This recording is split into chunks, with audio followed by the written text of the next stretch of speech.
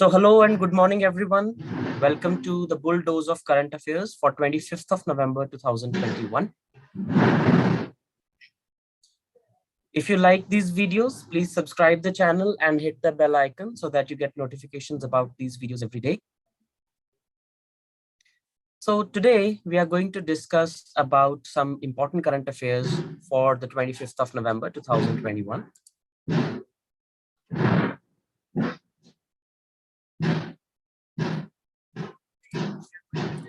So let's get started.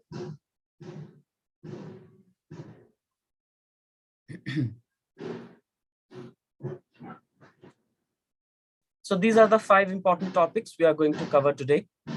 First, we will talk about the white dwarf, a new planetary body that has been discovered in the universe. Secondly, we'll talk about Rani G, a very important freedom fighter who is now being recognized, and a tribal museum is being named after her. Then we'll talk about an innovation in the field of healthcare. So sanitary pads that have been manufactured from Jute Cellulose in Bangladesh, that we will talk about, important innovation. Then there is a news from Polity, the Andhra Pradesh Decentralization Act, under which Andhra Pradesh had earlier decided to name 3 different capital cities. That is now being taken back. We'll see what are the reasons behind that. And then we'll see radio collars. And in this context, we will also discuss the man-animal conflict and what is radio collar and why it is being used. That we will discuss. So 5 important topics. Let us have a look at these. The first one is the news of a white dwarf. So what is a white dwarf star, or what is a white dwarf? It is a star that completes a full rotation once every 25 seconds. And this is the fastest spinning confirmed white dwarf. So we know that the Earth takes 24 hours to take a spin, right? We take around 24 hours, well, not exactly 24 hours, a bit more than that. But on an average, or approximately, we take 24 hours to take a rotation on our own axis, the Earth. But this white dwarf planet takes just 25 seconds. So just imagine how fast this would be. So it has been discovered, and it has certain implications in the field of science and technology. So this is extremely rare example of magnetic propeller, whereas it is pulling gaseous plasma from a nearby companion star, and it is flinging it into space at 3,000 kilometers per second. Because at such a high level of spin, this is definitely going to happen. So this is only the second such dwarf to be identified in over 70 years. Right? So as I have put it into context, the Earth takes 24 hours to complete a spin on its own axis, whereas this dwarf takes 25 seconds to do that. Right? So the name of this dwarf has been Lamost. So this is the name that has been given to it. And the body that is responsible for naming all these new planets, new asteroids, new planetary, extraplanetary bodies is IAU. This is the body that is responsible for naming all these planets. And this is International Astronomical Union. So this International Astronomical Union is the same body that has named all the planets. And this was also the same body which back in 2007 declassified Pluto as a planet. So earlier we know we had 9 planets, but now we have only 8. So there's a criteria laid down to determine which body is a planet and which body is not. So Pluto no longer fulfilled that criteria, and that's why it was decategorized or declassified as a planet. So that was also done by International Astronomical Union. So this body has named this particular star as Lamost, and it is of the size of the Earth, but it is thought to be at least 2 lakh times more massive. It is a part of a binary star system, and its immense gravity is pulling material from its larger companion star in the form of plasma. Because of the rate of rotation is so fast, it is pulling material from the other, the sibling planet, and is flipping it into the universe at around 3,000 kilometers per second of speed. So it has various implications in science and technology, but the scientists are right now in the process of finding that out. Anyway, it's a major discovery, major breakthrough in the field of astronomy. Moving ahead, talking about history and freedom struggle, Rani Gadillu is a name many of you may not have heard of. We have heard of names like Jawaharlal Nehru, Vallabhbhai Patel, and Mahatma Gandhi, which were no doubt mainstream leaders and played immense role in getting India independence. But there are so many unsung heroes and freedom fighters who played such an important role at their own level in their own areas that they inspired lakhs and millions of other people to become a part of freedom struggle. Now, one such name was Rani Gadillu, and this name is a very prominent one in the state of Manipur. So Rani Gadillu was a freedom fighter, a tribal freedom fighter that belonged to the Rongme tribe in Manipur, and she was born in 1915 in Tamenglong district of Manipur. So she later on became a part of the freedom struggle, and she is now one of the most prominent faces of tribal freedom fighters in India. And that is why yesterday, Union Home Minister Amit Shah, so Amit Shah is the holder of Union Ministry of Home Affairs. You should know the names of some important ministers. So Mr. Amit Shah has laid the foundation of a freedom fighters museum. Tribal freedom fighters museum. Basically, it will highlight the achievements and life of those tribals who were a part of freedom struggle. And the name of the museum is proposed to be Rani Gadinliu Museum. So it is being named after Rani Gadinliu. So that in itself tells us the stature of Rani Gadinliu in not only among tribals, but in entire India. So let us see some facts about Rani Gadinliu. So just at the age of 13 years, so in she was born in 1915. So just at the age of 13, that means in 1928, she became associated with Hapu Jedonang, who was a very spiritual and freedom fighter leader in Northeast. So she got associated with Jedonang and later on became her deputy. So they started Heraka movement, which was an identity-based movement for ancestral Naga religion. And they thought of an independent kingdom which will be ruled by the Nagas.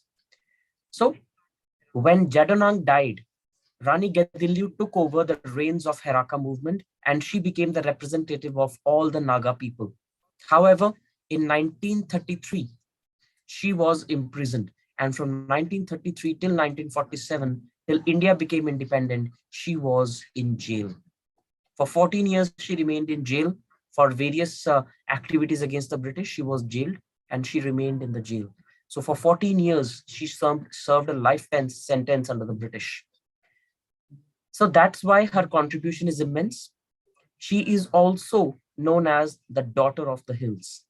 Since northeastern area is entirely hilly area, so she's also known as daughter of the hills. And this title was given to her by none other than the first Prime Minister Jawaharlal Nehru, the daughter of the hills. And he also gave her the title Rani or Queen. That's why she got to be known as Rani Gadilliu.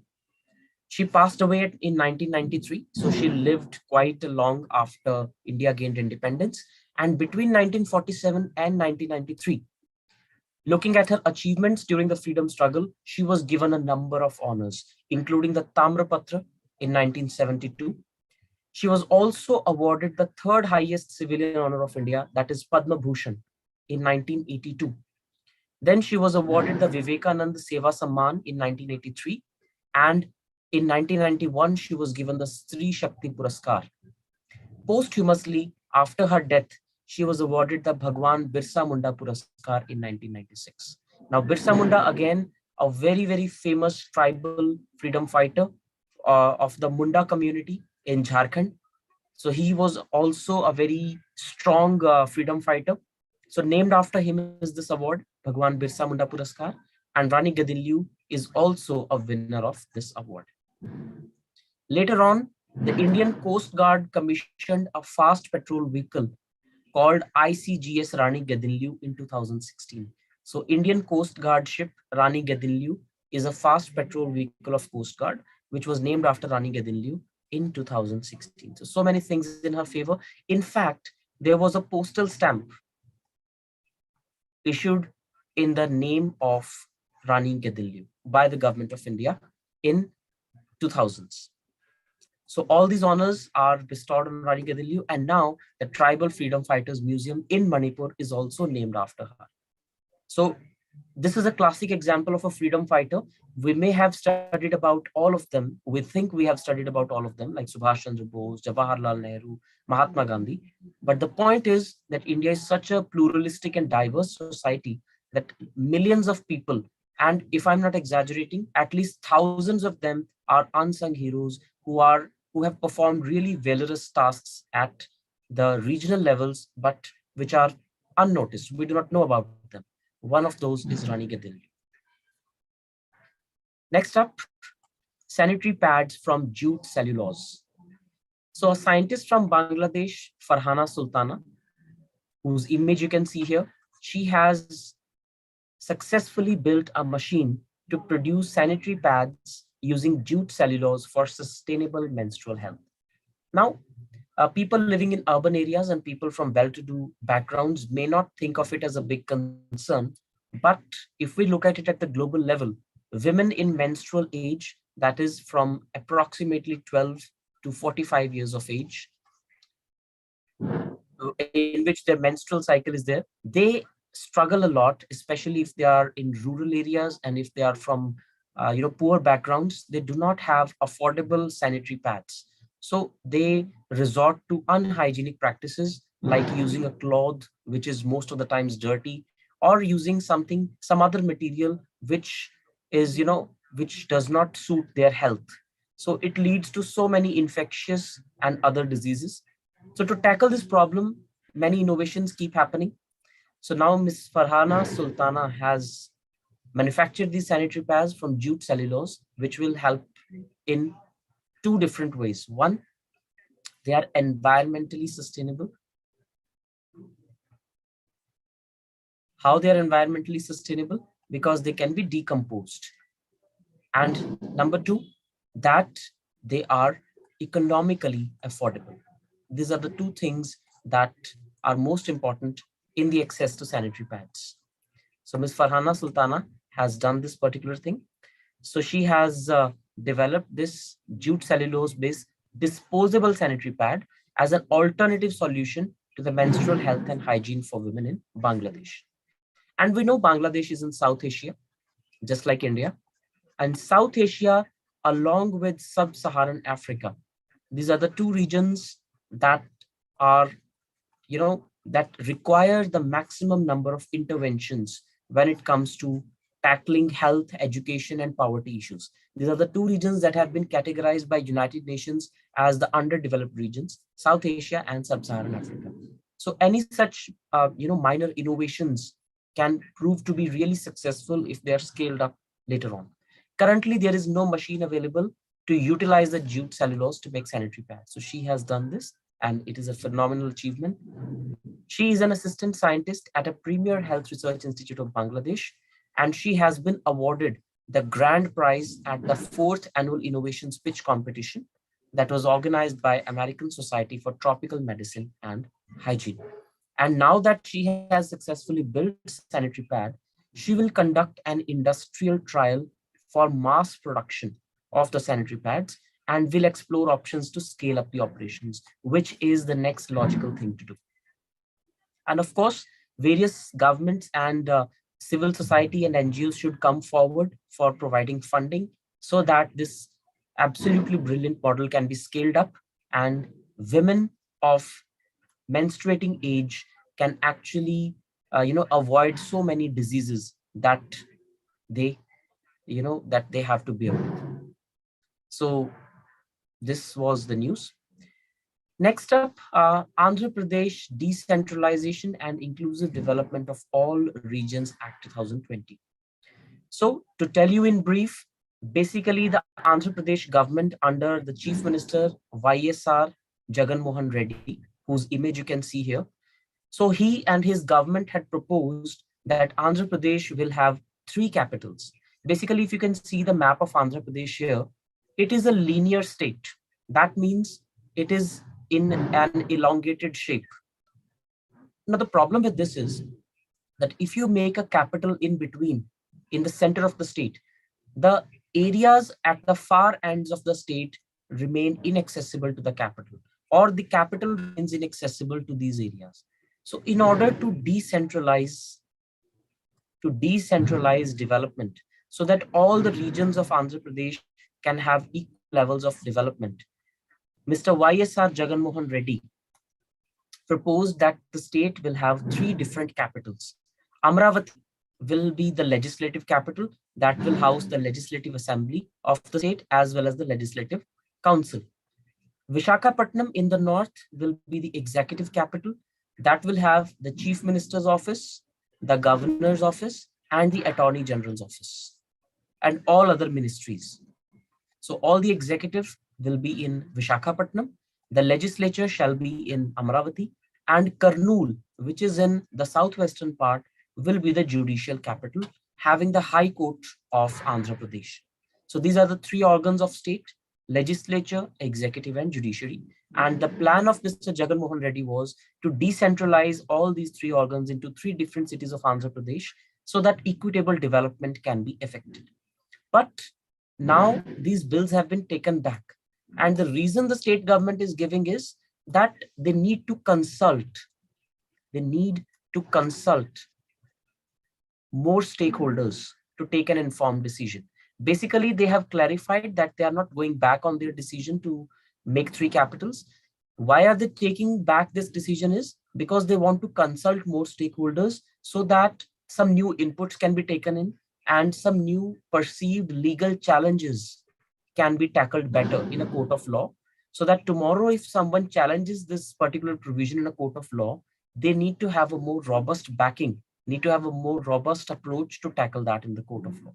That's the reason they're giving. So they are not going back on their promise that they will have three capitals. They are just trying to make a new law that is more comprehensive and that does not have any loopholes that the current laws have. So they have although taken back this law, but they are going to introduce another law very soon. That's what the CM has said.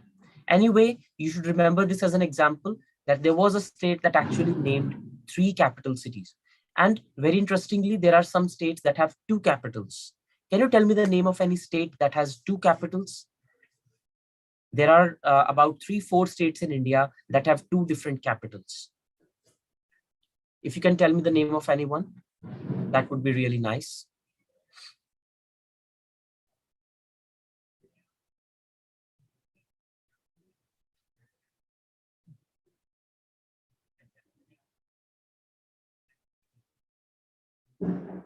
Okay, so for example, Uttarakhand. Uttarakhand has supposedly two capitals. Dehradun is of course the capital of Uttarakhand, but along with that you also have Gairsain as its capital, so that again decentralized development can take place.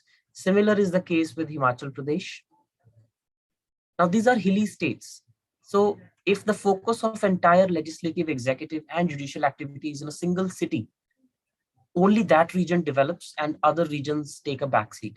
So to plug that gap, these states have started making another capitals. So like we know Himachal Pradesh has Shimla as its capital. But now Dharamsala is also proposed to be developed as an alternative capital. Earlier we know when Jammu and Kashmir was a state, it had two capitals. One was Jammu and other was Srinagar, which used to be treated as capitals for 6 months each. And the legislature used to shift its, all the documents and all the activities from one city to another in what was called the Darbar move. But now I think this practice has stopped, and we do not know whether the practice has stopped because for the last 2 years it has been converted into a union territory and elections have not been held. So it remains to be seen whether it has two capitals or not. But there are certain states that have two or more than that capitals. Finally, Let us see the last news, radio collars. So radio collars are basically uh, radio tagged or GPS tagged collars that are put around the necks of animals so that their activity can be tracked. Recently, it is in news because a wild elephant in Assam has been radio collared for the first time. So it is in Assam Sonitpur district by the State Forest Department in collaboration with NGO World Wildlife Fund India. So WWF India and Forest Department of Assam have radio collared a wild elephant in Assam. What is the reason for that? It is to study and mitigate human elephant conflict. So basically this radio collar will have GPS connectivity. It will have so many sensors that will track the activities of elephants. For example, it will track when the elephant is running, when it is walking, eating, drinking. It will, keep a track of all the activities of elephants so that their behavior can be, judged and man-animal conflict can be reduced. The exercise is quite challenging and it has a low success rate, but still to reduce man-animal conflict, this is something that the environmentalists and the organizations need to do. It will tell the officials about the elephant's whereabouts, and it will also tell the GPS location and activities of the elephant. So after the data is collected, the scientists and the environmentalists will be able to gauge where the elephants go, when do they run, what do they eat, what do they drink, so that the areas where more elephant activity is witnessed, the human intervention can be reduced as much as possible. Because we know that elephants have been at the receiving end when it comes to infrastructure projects. For example, railway lines. Last year alone, more than 50 elephants were either sleeping on the railway tracks or they were crossing the railway tracks, and they died because of the train accidents. So now the problem is not that elephants are coming into the way of human beings. The problem is that human beings are coming into the way of elephants, because many railway lines, many highways, they pass through elephant corridors. They pass through elephant, exclusive elephant zones or elephant parks, which are exclusively meant for them. So we need to reduce man-animal conflict, and for that, we need to track the activities of the elephants, which is possible by radio collaring. So it's a novel initiative, and we should hope that with the data that is collected, we'll be able to find some solution to the man-animal conflict so that these animals do not face the risk of their life anymore. That is all that we had to discuss today. If you liked the video, if you think the news were valuable, and if you think they added some value to your day, please subscribe to the channel and hit the bell icon so that every day when we post this video, you are there to take your dose of current affairs every day. Thank you so much, and I'll see you in the next class. Have a nice day.